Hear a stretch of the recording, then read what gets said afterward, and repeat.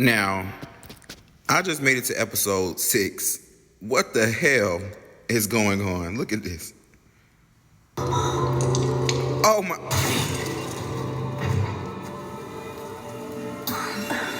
Why are they?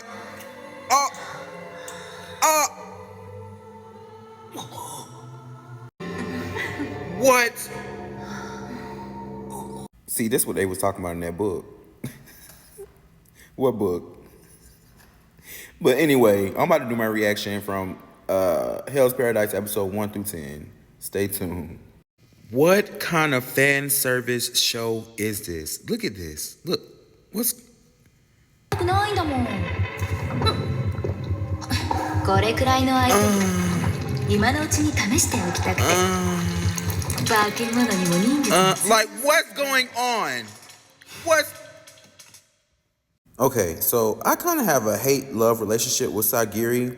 I'm on episode 7, Flowers and Offerings, and I'm kind of digging the way that she's telling Gabimaru, like, nigga, you need to get in this motherfucking water, but don't get too comfortable, but you need to rest while you can, because when we get out here in these streets, ain't no protector. But Gabimaru is telling her, like, girl, I don't know how you gonna survive, because he talking about these gods and what you gonna do. But Sagiri's like, enjoy this while we can. And I forgot my girl name with the purple hair, but she was like, she was going for the bath immediately. それにあなたも張り詰めすぎです。休めるときは休むべきかと。体を使いな。Like, yes, ma'am. Tell me what to do.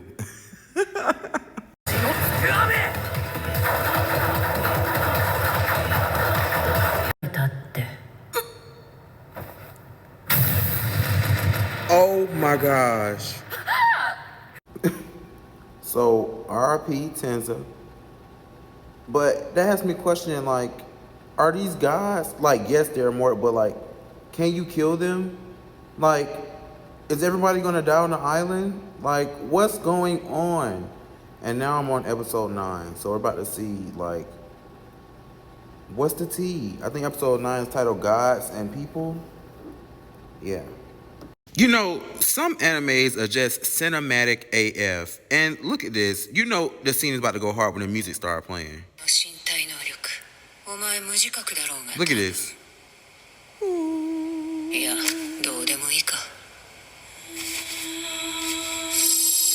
Like, what? Okay. Oh! What am I looking at? What am I looking at? I swear, every time... Look at this. What is that?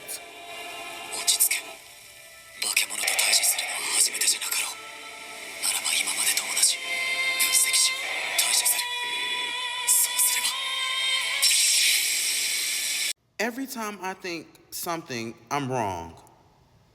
And what is the scale level? What is the power level in this anime? Is Gabimaru hiding his true strength, or, well, he kind of destroyed the what they call it again? Tensuke, something like that. But what the hell? Who is strong? Like, I feel like the power scaling is so crazy, and we still seeing transformations and stuff. This is not like Solo Leveling, or not like, what's another show? I use Solo Leveling because we know who the strongest is. And it's like, or Gojo from JJK. Like, who's the strongest? Well, yes. Well, yes. This is fucking me up. Oh my gosh. How is he crying? Ah! Stop it! Stop it! Ah! I can't. Okay, so people who are actually watching Hell Paradise probably know some of them clips are actually past episode 10 and actually past season 1. But I'm here to give my breakdown of the first 10 episodes and the things that I have been seeing, because this show is a little troublesome, especially with the Bochu Jutsu.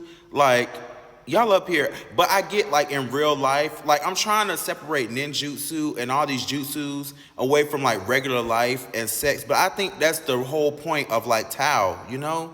So I'm starting to notice like themes, like especially as I'm getting older and I'm watching anime. Like I used to think anime was just about cartoons, action, and adventure, but it's really lessons tied into anime. Like I really think like the animators, well, not the animators, but the writers are really trying to teach us real life lessons. So with that being said, I don't really think this show is just about like superpowers and finding a secret elixir of life. I think this is like teaching you what it's about to really be human. So let's move on to like the main characters, Gabimaru and Sagiri. Even though we have like very important side characters, I think Gabimaru and Sagiri are like two peas in the pod, even though they're raised very differently. Gabimaru raised as a shinobi to be emotionless and just kill everything, and Sagiri to be like a well-trained, like swordsman to carry honor, justice, and duty as a swordsman. And Gabimaru, I meant to add to Gabimaru that he was also disposable, and there was that's a big theme in season 2. Like I don't want to spoil too much because I want to come back with another review of season 2. But yeah, Gabimaru is dealing with some deep trauma, and that's why I think that Gabimaru and Sagiri fit each other so well, because they fit the parts of each other that they never got to live. And them bringing in May into the story, now that's just a real family. You get what I'm saying? She's a little girl, and I just feel like they're parenting each other. All three of them, really. So let's talk about this power system called Tao, right? And Tao isn't just a system. It's literally life, energy, balance, and power. And I just want to know, is Tao like a real power? Is it like a real belief or something? Because, yeah, it seems like it's a real world thing.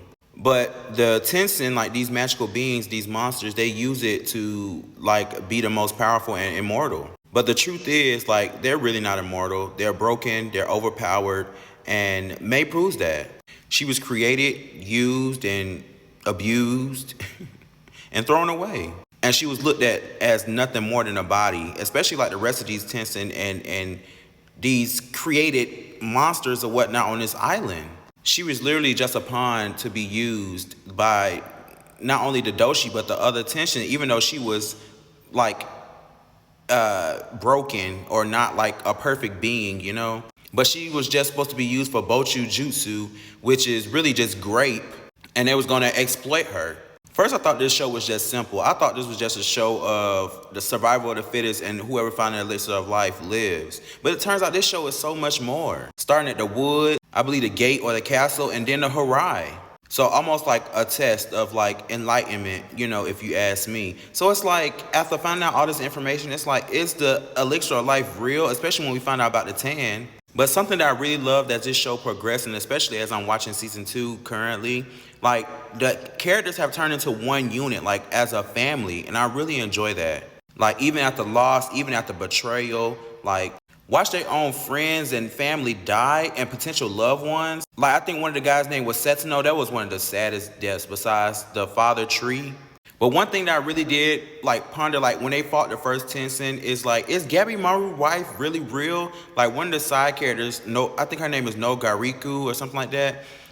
She proposed the thing of, what if the shinobi, the chief, was using that, because she said you can't control somebody only by fear, but you have to give them hope or some type of unattainable goal to achieve. And that really put that in my head, like, is she really real? Is his wife really real? And is he gonna end up with Sagiri? But just think about it. Every time he thinks about her, he hesitates, he gets triggered, and sometimes he couldn't even remember what her face or what she felt like. And to be honest, when was the timeline that they were together to get married? So as I watch this show, I have a couple questions. Do you think Gabimaru and Sagiri are going to be together? Are you shipping them? Do you think the elixir of life is real? Do you think Tao is real, since everything else on this island has been a lie? Is it a spiritual principle or just another form of control? So if you've been watching Hell's Paradise, make sure to tap in with Shaname Reviews here on TikTok and over on YouTube, because I literally just hit episode 4 on season 2. And so I want to do a full season 2 review once I finish. And of course, you know, I'm going to record a couple episodes when I'm in, because this action is crazy. I'm pretty sure it's a lot more to see and transformations to see. So make sure to like, follow, and subscribe. Make sure to save this video and put a purple heart in the comments over here, because we show love. And Shiptest Gang, if nobody told you all year, all month, all week, all day, I love you. And I can't wait to see you in the next review reaction.